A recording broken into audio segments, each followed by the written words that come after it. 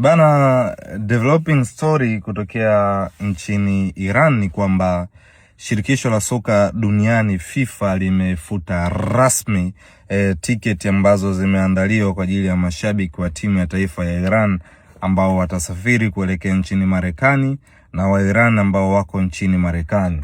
Tiketi zao zimefutwa rasmi kwamba hawawezi kununua tiketi, na timu ya taifa ya Iran sasa itacheza rasmi bila mashabiki wowote. Iran watacheza mechi na New Zealand, watacheza mechi na Belgium katika mji wa Los Angeles, na watacheza mechi ya mwisho na Egypt katika mji wa Seattle. Na kote huko FIFA kwa maelekezo ama FIFA kwa utashi wao wamewafutia ticket, kwa maana mashabiki wa Iran hawataweza kununua ticket.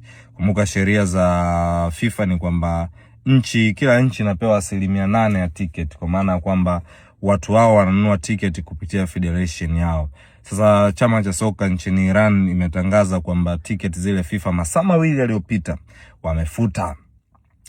Iran hawatakuwa na namna ya kuweza kucheza mechi na mashabiki, lakini pia wamewatangazia kwamba mechi zao zitakuwa na ulinzi mkali, bila kusahau kwamba sehemu kubwa ya maafisa wa timu ya taifa ya Iran hawatosafiri, wakiwemo wataalamu wa videos, wachambuzi wa video, rais wa shirikisho la soka, makamu wa rais hatakuwepo, wapiga picha pia. Kwa Iran itakuwa na msafara mdogo, na wamepewa nafasi pia, hawatopata nafasi ya kutrain kuelekea mchezo. Maana yake unaingia ndani ya muda mchache, kesho yake ucheze mechi uondoke. Ndicho ambacho Iran wanakutana nacho hivi sasa, na hivi ndivyo ambavyo hali ilivyo, na Iran wanaendelea kuwakumbusha FIFA kufuatilia, kukazia integrity ya mchezo. Kwa hiyo mchakato ndio uko hivyo, na kila kitu kitasubiri pia kuelekea World Cup. Tutazitazama mechi zote 104 kupitia DStv, ambapo kwa 27,500 tu utapata kutazama hizo mechi zote na kuenjoy burudani hii ambayo mechi zitapigwa nchini Marekani, Mexico na Canada.